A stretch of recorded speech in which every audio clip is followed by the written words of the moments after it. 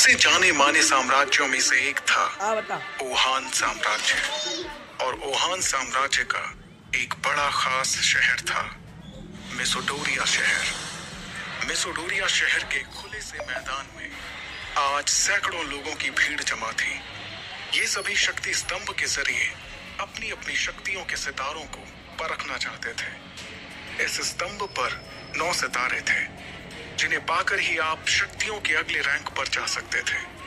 ध्रुव 3 साल पहले शक्ति स्तंभ पर 9वें सितारे को पा चुका था, लेकिन अचानक उसकी शक्तियां तीसरे सितारे पर आकर रुक गईं। और तभी से ध्रुव वापस से 9वें सितारे को पाने के लिए मेहनत कर रहा था। अपनी इसी शक्ति के सितारे को परखने के लिए ध्रुव सैकड़ों लोगों की भीड़ में खड़े होकर अपनी बारी का इंतजार कर रहा था। अपने दोनों हाथों की मुट्ठी को बंद कर ध्रुव ने खुद को भरोसा दिलाते हुए कहा, इस साल मैंने जी तोड़ मेहनत की है। इस बार मेरी शक्तियां जरूर 9वें सितारे तक फिर से पहुंचेंगी, जरूर पहुंचेंगी। आज मैं 0 रैंक से आगे बढ़कर एकलव्य बन के रहूंगा। तभी एक घोषणा सभी के कानों में गूंजी, और अब अपनी शक्तियों को परखने वाले अगले शख्स का नाम है ध्रुव।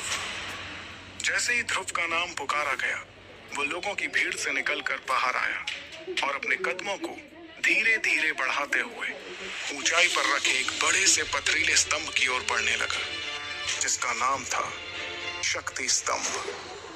शक्ति स्तंभ के ठीक सामने पहुंचने के बाद ध्रुव के जहन में कई बातें चल रही थी। ध्रुव जब सिर्फ 4 साल का था, तब से उसने प्रैक्टिस करना शुरू कर दिया था, और 10 साल की उम्र तक तो वो 9वें सितारे तक पहुंच गया था। फिर 11 की उम्र में वो 0 रैंक से एकलव्य रैंक पर आ गया था। शौर्य दल के 100 साल के इतिहास में ये पहली बार था जब एक 11 साल का बच्चा एकलव्य बन गया। लेकिन उसके बाद ऐसा कुछ हुआ कि अचानक से एकलव्य एक बार फिर से 0 रैंक पर आ गया। यही सब सोचते हुए ध्रुव ने अपने दाहिने हाथ की हथेली को शक्ति स्तंभ पर रखने के लिए आगे बढ़ाया। फिर उसने आंखें बंद करते हुए अपनी हथेली को शक्ति स्तंभ पर बने शक्ति चक्र पर रखा। कुछ देर सन्नाटे के बाद ध्रुव के कानों में एक आवाज गूंजी, तीसरा सितारा, शक्ति और भी कम, इस बार भी ध्रुव का सबसे निराशाजनक प्रदर्शन।